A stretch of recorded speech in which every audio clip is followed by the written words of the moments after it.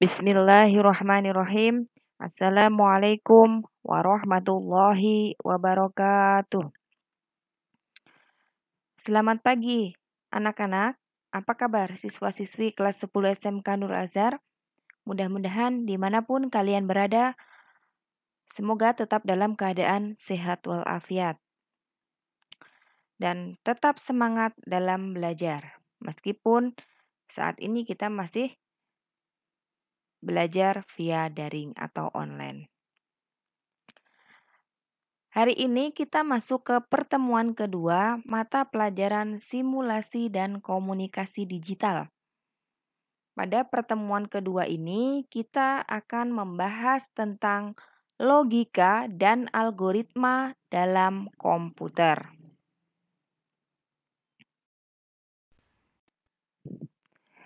Manusia merupakan makhluk yang mampu berpikir dan bernalar dengan baik.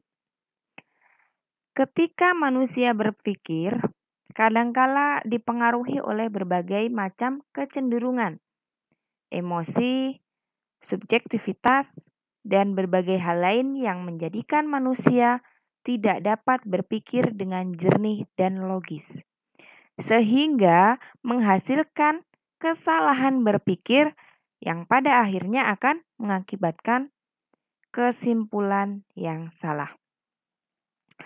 Di sini kita akan mempelajari tentang cara berpikir atau logika. Cara berpikir dengan jernih, sehingga kita dapat mengambil sebuah kesimpulan atau kita dapat membuat sebuah keputusan yang sesuai dan penuh dengan pertimbangan. Kita masuk ke materi pengertian logika dan algoritma. Logika. Logika berasal dari kata Yunani kuno, diambil dari kata logos yang berarti hasil pertimbangan akal pikiran yang diutarakan lewat kata dan dinyatakan dalam bahasa. Sedangkan menurut tata bahasa Indonesia, logika adalah pengetahuan tentang cara berpikir yang sehat.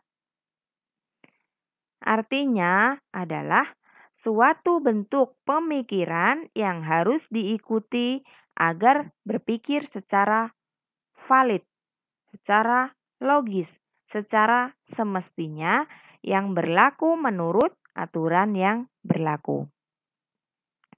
Jadi, pengertian logika adalah ilmu berpikir atau cara berpikir dengan berbagai tindakan yang memiliki tujuan tertentu dan menurut aturan yang berlaku. Logika merupakan salah satu cabang ilmu filsafat. Dalam pembahasan ini, logika tidak dijelaskan secara terperinci.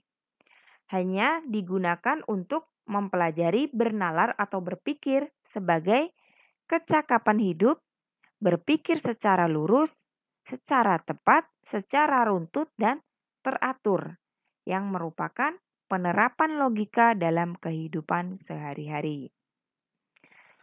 Logika juga merupakan materi yang wajib dipelajari sampai kapanpun, bahkan ketika manusia sudah menciptakan kecerdasan buatan. Selanjutnya, algoritma. Algoritma adalah rangkaian proses dengan langkah terstruktur dan logis. Ditulis secara sistematis untuk menyelesaikan suatu masalah atau mencapai suatu tujuan dengan bantuan komputer. Jadi, algoritma itu adalah rangkaian proses atau langkah-langkah yang disusun secara terstruktur dan logis.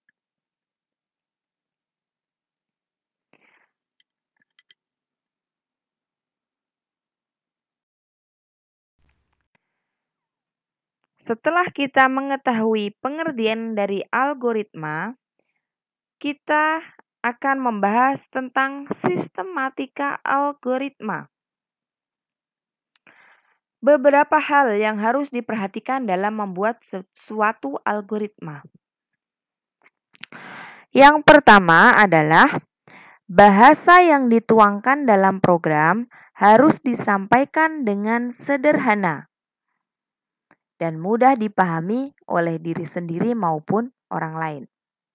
Artinya, ketika kita membuat sebuah program, kita menyusun sebuah algoritma atau sebuah urutan proses langkah-langkah dalam menyelesaikan masalah itu dengan menggunakan bahasa yang sederhana yang dapat dipahami oleh kita sendiri maupun dipahami oleh orang lain.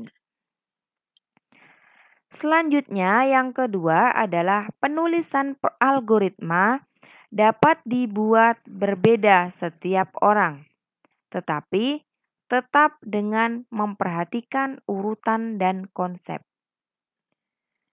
Jadi, penulisan algoritma itu setiap orang bisa berbeda-beda. Kenapa?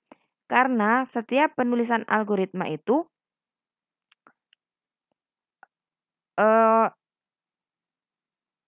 tergantung dari masing-masing orangnya. Tetapi meskipun dengan versi orang berbeda-beda, harus dengan susunan yang sesuai atau urutan dan konsep yang sesuai. Yang ketiga adalah notasi algoritma harus ditranslasikan atau diterjemahkan ke dalam bahasa pemrograman terlebih dahulu agar dapat digunakan dalam komputer. Nah, yang tadi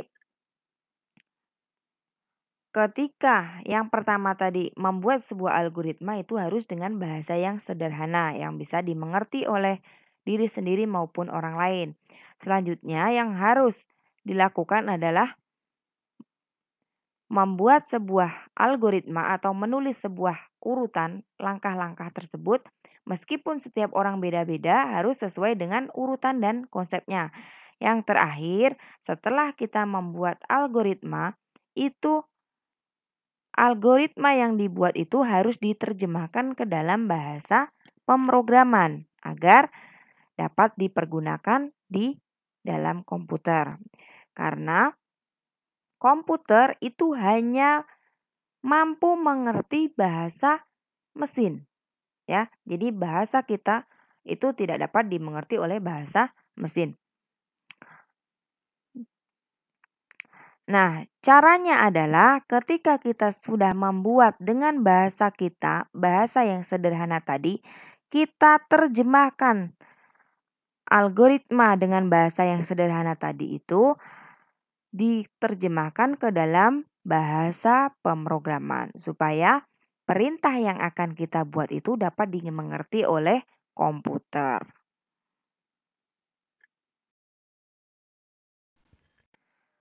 Menurut Ronald E. Kmuth dalam bukunya The Art of Computer Programming, ciri-ciri algoritma di sini ada 5. Yang pertama adalah finiteness, artinya keterbatasan.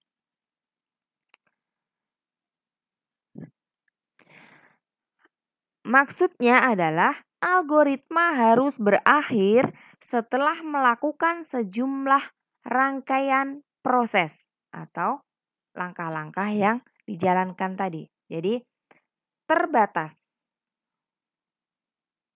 Ada waktu berakhirnya atau ada masa berakhirnya setelah rangkaian proses itu selesai. Yang kedua adalah definiteness. Artinya adalah kepastian. Maksudnya, setiap langkah algoritma harus didefinisikan dengan tepat dan tidak menimbulkan makna lain atau makna ganda.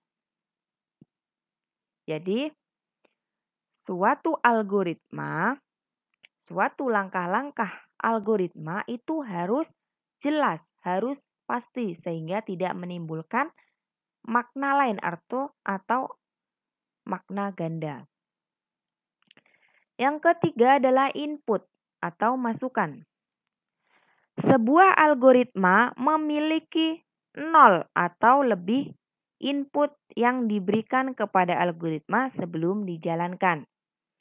Artinya, sebuah algoritma atau sebuah langkah algoritma itu memiliki 0 atau lebih perintah-perintah yang harus dijalankan. Selanjutnya, nomor 4 adalah output atau keluaran. Setiap algoritma memberikan satu atau beberapa hasil keluaran. Jadi tergantung dari inputnya tadi. Ketika inputnya 1, maka yang keluar pun juga 1. Ketika inputnya lebih 1 atau lebih, maka outputnya pun juga lebih dari 1. Selanjutnya yang terakhir adalah effectiveness, artinya efektivitas. Jadi langkah-langkah algoritma itu dikerjakan dalam waktu yang wajar. Ya.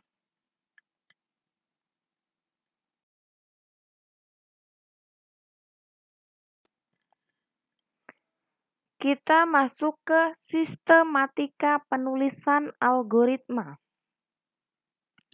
Algoritma itu dapat ditulis dengan beberapa cara. Yang pertama, menggunakan bahasa natural. Penulisan algoritma menggunakan bahasa natural adalah menggunakan bahasa sehari-hari dengan cara menuliskan instruksi-instruksi yang harus dilaksanakan dalam bentuk untaian kalimat deskripsi yang jelas. Artinya, penulisan algoritma itu menggunakan bahasa sehari-hari, bahasa yang mudah dimengerti dengan cara menuliskan sebuah perintah-perintah yang harus dilaksanakan dalam bentuk kalimat yang jelas. Contohnya, di sini perintahnya adalah mengirimkan surat melalui kantor pos. Jadi, instruksi yang harus dilaksanakan adalah mengirimkan surat melalui kantor pos. Nah, penulisan langkah-langkahnya atau algoritmanya, proses yang harus dilakukan adalah yang pertama, menuliskan surat pada kertas. Yang kedua, mengambil amplop. Yang ketiga, memasukkan surat ke dalam amplop. Selanjutnya, menutup amplop surat dengan lem perekat. Selanjutnya, menulis alamat yang dituju. Selanjutnya, menempelkan perangko. Selanjutnya, membawa surat ke kantor pos. Dan yang terakhir adalah menyerahkan surat kepada pegawai pos. Atau ada contoh lain. Misal, contohnya atau instruksinya, perintahnya, belanja ke toko swalayan. Langkah-langkahnya adalah, yang pertama, kita masuk ke toko swalayan. Yang kedua, memilih barang yang akan dibeli. Yang ketiga, melakukan proses pembayaran di kasir. Dan yang terakhir, membawa barang belanjaan pulang. Jadi, algoritma itu adalah urutan proses atau langkah-langkah yang harus dilakukan. Nah, di sini itu yang pertama menggunakan bahasa yang natural atau bahasa yang digunakan sehari-hari. Jadi, biar lebih gampang. Dengan perintah yang jelas.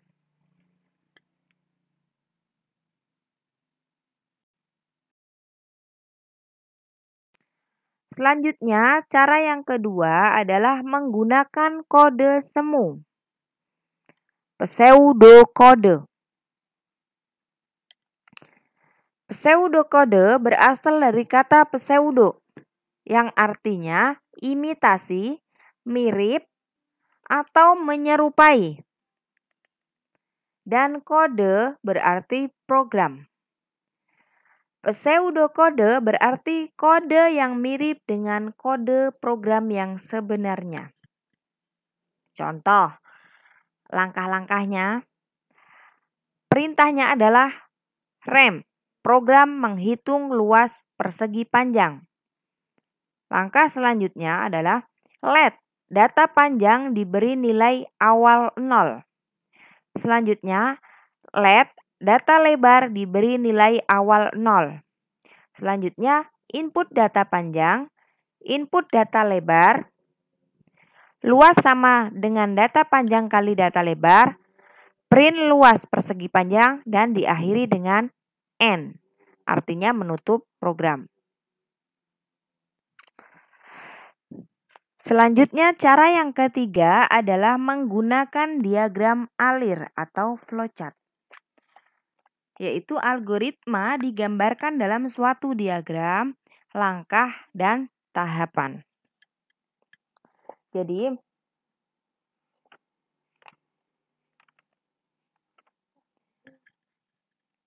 dalam proses tersebut, itu dikelompokkan menjadi tahapan yang paling sederhana. Jadi setiap tahapan digambarkan dalam sebuah simbol yang masing-masing simbol itu memiliki arti khusus. Untuk pembahasan diagram alir atau flowchart akan kita bahas pada pertemuan selanjutnya. Pertemuan kali ini cukup sampai di sini.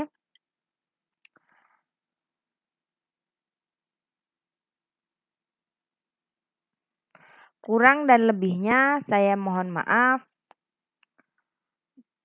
Silahkan dipelajari. Jika memang materi ini penting, silahkan dicatat. Cukup sekian. Jika ada pertanyaan, silahkan komen di video ini atau bisa menghubungi nomor WA saya. Cukup sekian. Wabillahi taufiq wal hidayah. Wassalamualaikum warahmatullahi wabarakatuh.